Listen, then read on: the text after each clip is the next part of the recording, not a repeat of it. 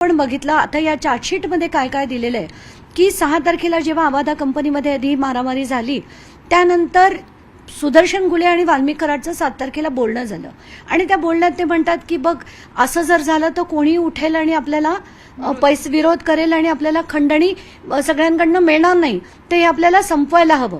मग ते म्हणतात कराड त्याला सांगतात की ठीक आहे तू विष्णूला भेट तो तुला मदत करेल आणि तुम्ही ते सगळं करा. 8 तारखेला तिरंगा रेस्टॉरंटमध्ये यांची बैठक होते. ते पूर्ण सगळं प्लॅन केलं जातं आणि त्याच्यात ते म्हणतात जर संतोष देशमुख मध्ये आला तर त्याला संपवलं पाहिजे कारण त्याच्यावरनं इतरांना धडा मिळेल की आमच्यामध्ये कोणी यायचं नाही. हे जेव्हा सगळं आत्ता मी वाचलं ना खूप डिस्टर्बिंग झालं, खूप म्हणजे खूप. आणि त्याच्यात एक जो म्हणजे अगदी शेवटचा जो एक पान मी वाचलं त्याच्यात सीआयडीने लिहिलंय की हे 6च्या 6 वाचून दाखवते मी.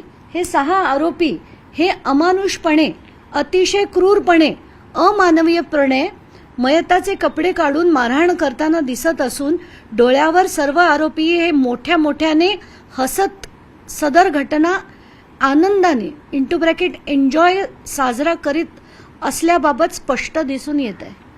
म्हणजे याला आता आपण काय म्हणायचं? ही माणसं नाही आहेत, हे दानव आहेत आणि आय हॅव नो वर्ड्स. म्हणजे मला काही बोलताच येत नाही की अशा माणसांना काय म्हणावं. आणि अशांना आणि मोठं करत होते धनंजय मुंडे आणि तरी अजून अजित पवारांना त्यांचे पुरावे हवेत आणि फडणवीसांना त्यांचे पुरावे हवेत. काय बोलायचं या लोकांना? दिसतेय उघडपणे ही दहशत दिसते आपल्याला.